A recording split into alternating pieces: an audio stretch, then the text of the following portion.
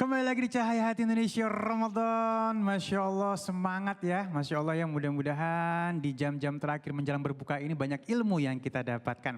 Dan Alhamdulillah beralamin saat ini kita sudah bersama guru kita yang dimuliakan oleh Allah Subhanahu Wa Taala, Al-Ustadz Shalmet. Assalamualaikum guru, sehat? Waalaikumsalam warahmatullahi wabarakatuh. Habib Ali sehat. Alhamdulillahirrahmanirrahim. Alhamdulillah. Baik guru, ini subtemanya ujian dalam pernikahan. Masya Allah. Silakan ilmunya guru. Terima kasih Habib. Bismillahirrahmanirrahim. Assalamualaikum warahmatullahi wabarakatuh. Waalaikumsalam warahmatullahi wabarakatuh. Alhamdulillahirabbil alamin. Assalatu wassalamu ala sayyidina wa nabiyyina Muhammadin sallallahu alaihi wasallam wa ala alihi wa ashabihi ajmain. Pemirsa Cahaya Hati Indonesia iNews di mana saja Anda berada, mudah-mudahan senantiasa diberikan kebaikan, keberkahan, kemuliaan dunia dan akhirat. Kita ini hidup sebagai manusia tidak bisa sendiri. Allah ciptakan buat kita berbagai macam untuk kita nikmati sebagai wujud rasa syukur kepada Allah Subhanahu wa Ta'ala.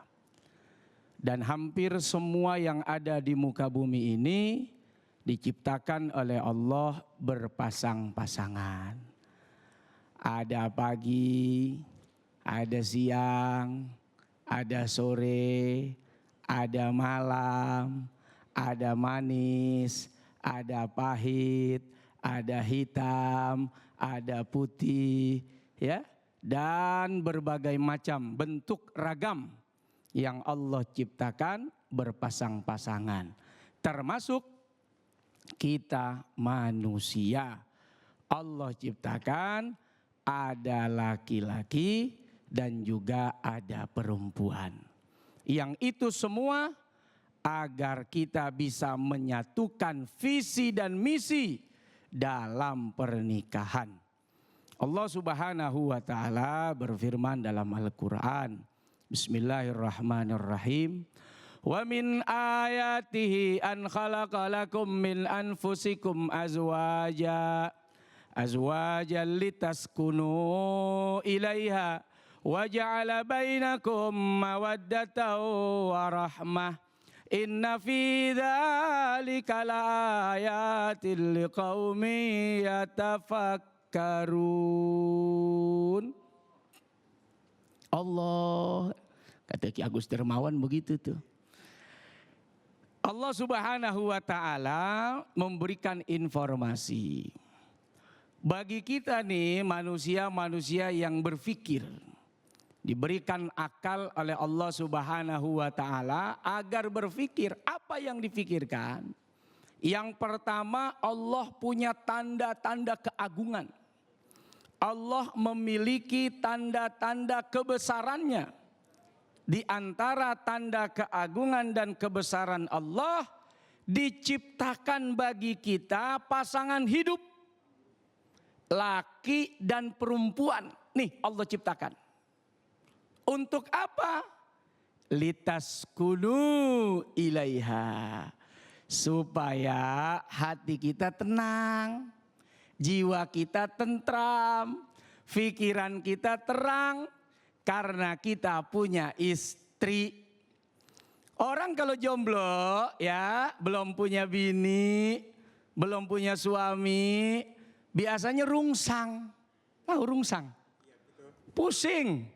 Bawaannya mumet, punya masalah, mau cerita bingung, cerita kemana, cerita ke temen takut bocor, cerita ke saudara takut ember, udah dibilangin rahasia 5 menit tahu semua.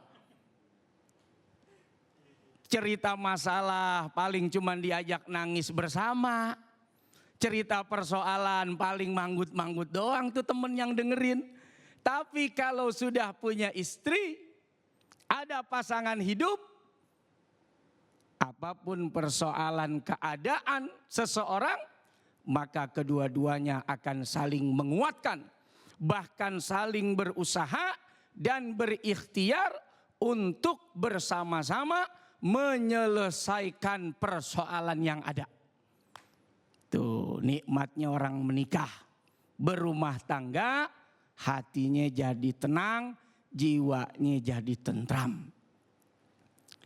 Yang kedua, setelah mendapatkan ketenangan, ketentraman, Allah Subhanahu wa taala menitipkan rasa cinta yang luar biasa. Wa ja'ala bainakum mawaddah. Mawaddah ini cinta. Apa itu cinta? Apa itu? Lope. Love. Lope. Sulit diungkapkan dengan kata-kata, tapi kok ada rasa di dalam jiwa. Getar-getar gimana? Ada getar-getar gitu, ada kangen, ada rindu. Pengen jagain. Karena ada kangen, ada rindu, ada cinta, orang rela berkorban, orang rela berjuang. Itu hakikat cinta. Allah. Kepala jadi kaki, kaki jadi kepala. Pagi, siang, sore, malam aku bekerja. Untuk apa? Untuk kebahagiaan kamu sayang. Cakep. Tuh. Kenapa kamu rela berjuang begini? Because I love you. Masya Allah. Cinta itu tuh ya yang bikin seseorang kadang kehilangan logika. Iya. Lautan kan ku seberangi. Berenang juga kagak bisa. Ngap-ngapan. Di empang aja kelelep. Ya, gunung kan kudaki. 5 menit aja 5 kilometer jalan udah sewa ojek. Ya. Bara api akan aku lintasi. Ya Allah, minum kopi masih ditiup. Pakai mau ngelintasin bara api. Tapi inilah bahasa cinta.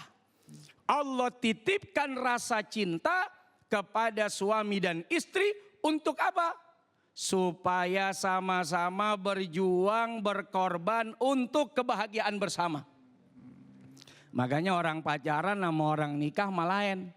Kalau orang pacaran ya happy-happy. Ya, ada uang abang sayang, gak ada uang abang ditendang.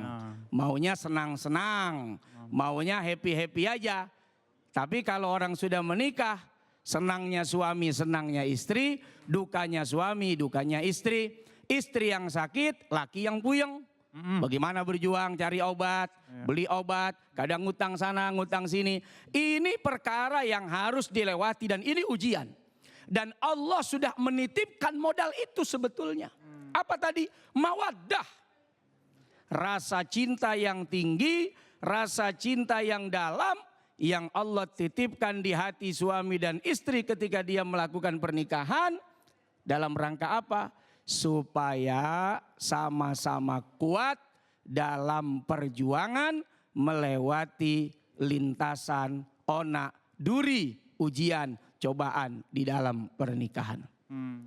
Kita kalau ngomong-ngomong soal idealisme, mungkin yang sekarang bersama dengan kita bukan yang ideal. Benar. Kalau zaman dulu kita masih sendiri, kita suka berhayal.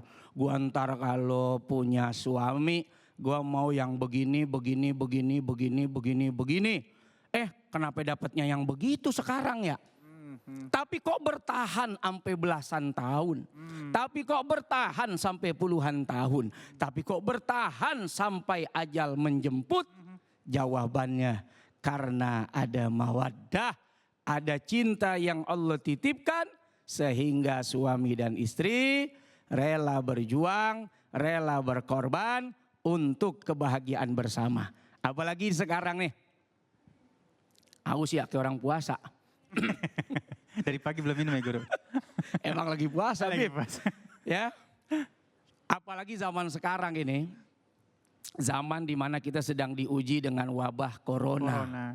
Ya, ada banyak orang yang tidak lagi bekerja, ada banyak orang yang kehilangan mata pencahariannya. Disinilah ujian bagi suami dan istri untuk apa? Untuk saling menguatkan. Untuk saling menggenggam erat tangan masing-masing. sabar bang.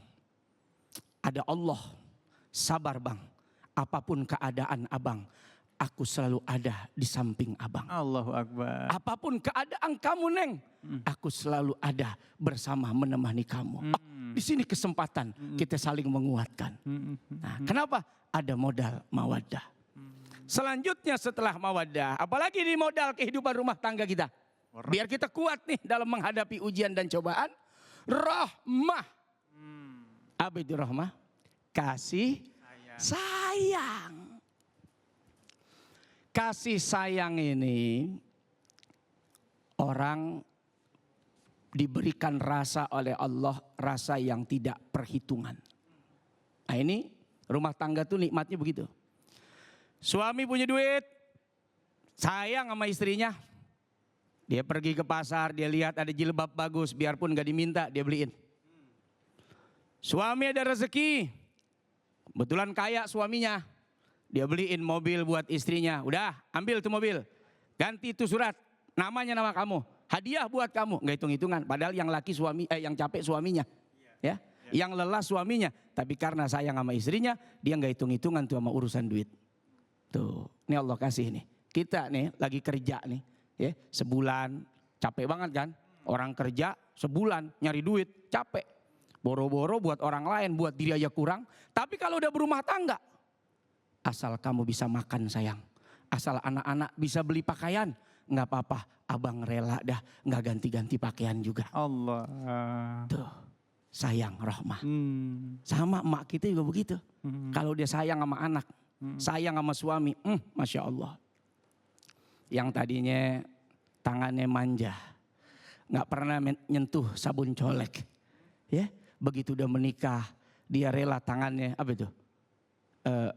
Kelopek-kelopek apa namanya? Nyuci-nyuci. Iya, nyuci kan bokes tangannya. Iya, Bapak namanya kelupas. Kelupas. Rela nyuci, rela gosok, ya.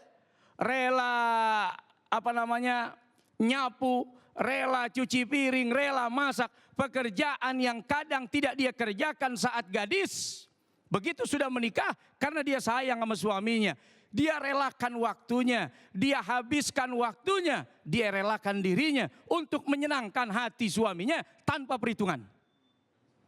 Nggak ada bini ngitung-ngitung. Bang, saya kalau nyuci sebulan abang kasih berapa?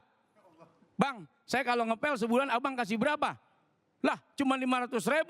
Lah, asisten rumah tangga aja sebulan bisa 2 juta bang. Masa saya udah nyuci, udah ngepel, kadang dicuci, ya ngurusin anak dan lain sebagainya.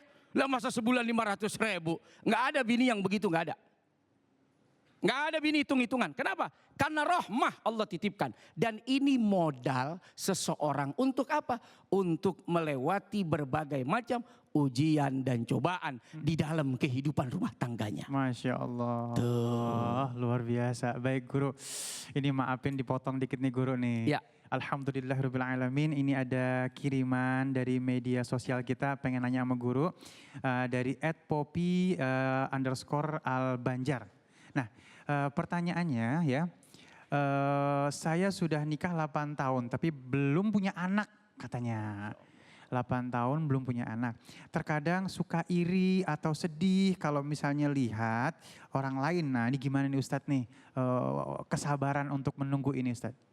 Ini pertanyaan dari jamaah.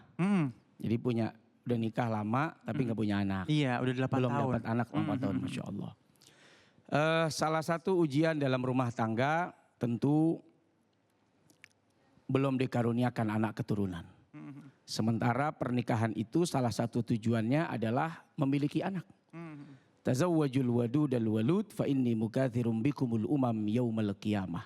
Begitulah instruksi arahan dari Nabi SAW agar kita bukan hanya punya tapi juga memperbanyak keturunan.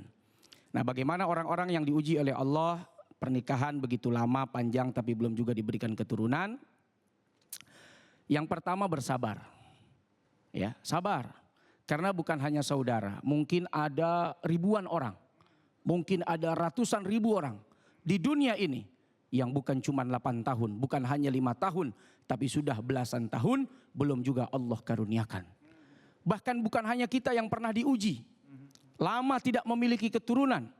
Ada Nabi Allah Ibrahim alaihissalam yang begitu lama dan panjang menunggu waktu datangnya sang putra. Ada Nabi Allah Zakaria yang sampai usia tua baru kemudian Allah titipkan anak keturunan yaitu Nabi Allah Yahya. Artinya apa? Teruslah berdoa, teruslah bersabar, teruslah berikhtiar. Mudah-mudahan dalam waktu yang cepat Allah karuniakan untuk saudari anak keturunan. Masya Allah ya. Jadi sebenarnya udah ada contohnya dan memang kita harus tetap bersabar ya guru ya. Dan ini loh luar biasa, kita masih ada waktu ya. Sedikit guru, memang yang namanya pernikahan itu pasti ada ujiannya. Yang namanya kapal mengarungi bahtera itu pasti harus ada kebersamaan. Ada yang jadi nahkoda, ada yang ngurusin layarnya. Nah job desk di rumah tangga ini juga harus jelas ya guru ya, supaya istilahnya kapal ini tetap jalan ya. Iya. Ya. Nahkoda itu ya jangan dua. Kalau dua nanti bingung. Yang satu ke kanan, satu ke kiri. Ada patah tuh. Ya. Setir nahkodanya patah.